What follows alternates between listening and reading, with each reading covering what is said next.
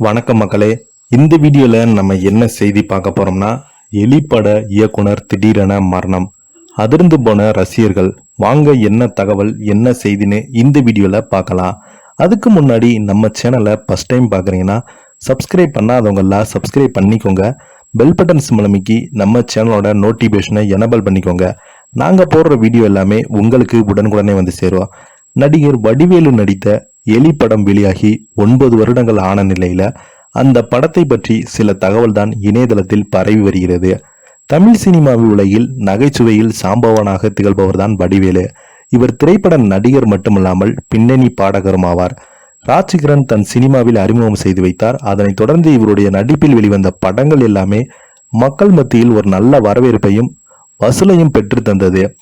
மேலும் இவர் தமிழ்ல ரஜினி, கமல், விஜய், அஜித், சத்யராஜ், பிரபு, விக்ரம் என அனைத்து முன்னணி நடிகர் படத்துல நடிச்சிருக்கிறாரு. படத்துல காமெடியாக மட்டுமல்லாமல் ஹீரோவாக நடித்திருக்கிறாரு. அந்த வகையில நடிகர் வடிவேலு ஹீரோவாக நடித்த முதல் திரைப்படம் 23ஆம் புலிகேசி. அந்த படம் பிளாக் பஸ்டர் ஹிட் அடித்தது. தொடர்ந்து இந்திரலோகத்தின் நான் அழகப்பன் படத்துல நடித்த வடிவேலு அந்த படம் தோல்வியடைந்ததை அடுத்து அரசியலுக்குள்ள நுழைந்தாரு. இந்த நிலையில் வடிவேலுக்கு சினிமாவில் வாய்ப்பில்லாமல் போனது. பின்பு நீண்ட இடைவெளிக்கு பிறகு வெளியான தெனாலிராமன் படம் குறித்து குழந்தைகளை கவர்ந்தாலும் பெரிய அளவில் வெற்றி பெறவில்லை என்றே கூறலாம். தெனாலிராமன் படத்தை இயக்கிய யுவராஜ் தயாளன் மீண்டும் வடிவேலை வைத்து எலி படத்தை இயக்கினார். இந்த படத்தின் டைட்டிலும் வடிவேலின் ஹேர் ஸ்டைலும் வடிவேலின் கெட்டப்பும் எதிர்பார்த்தை எதிர் வைத்தது. இந்த படம் பெரும் தோல்வியை தழுவி வந்தது. இந்த படத்தில் வடிவேலுக்கு ஜோடியாக சதா நடித்திருந்தாங்க. இந்த படத்திற்கு பிறகு வித்யாசாகர் இசையமைத்திருந்தார்.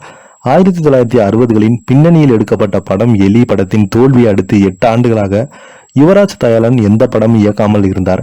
நீண்ட இடைவெளிக்கு பிறகு யுவராஜ் இயக்கி இருக்கப்பட்ட படத்தில் கடந்த ஆண்டு வெளியாகி ரசிகரிடம் மிகப்பெரிய ஒரு வரவேற்பு பெற்றது. அதனைத் தொடர்ந்து எலி படத்தில் தோல்விதான் தன் வாழ்க்கை மறக்க முடியாது என்று நேர்காணல் ஒன்றில் யுவராஜா கூறியிருப்பதும் குறிப்பிடத்தக்கது.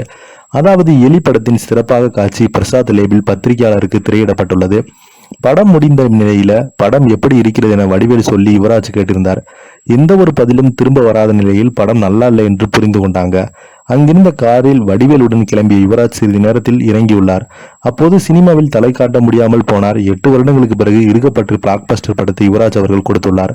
தமிழ்நாட்டில் செங்கல்பட்டை சேர்ந்தவர் யுவராஜ். சந்தோஷ் சுப்பிரமணியம் திரைப்படம் M.R. ராஜா இயக்கிய போது அவரிடம் உதவி இயக்குநராக, இரும்புக்கோட்டை முரட்டு சிங்கம் திரைப்படத்தில் சிம்பு தீவன் இயக்கிய போது அவரிடம் உதவி இயக்குநராக பணியாற்றியுள்ளார். மேலும் போட்டி, தெனாலிராமன், எலி இருக்கப்பட்டு போன திரைப்படங்கள் யுவராஜ் தயாளன் இப்போது திடீரென மரணம் அடைந்து போயிட்டதாக சோசியல் மீடியாவில் செய்திகள் வந்து கொண்டிருக்கிறது.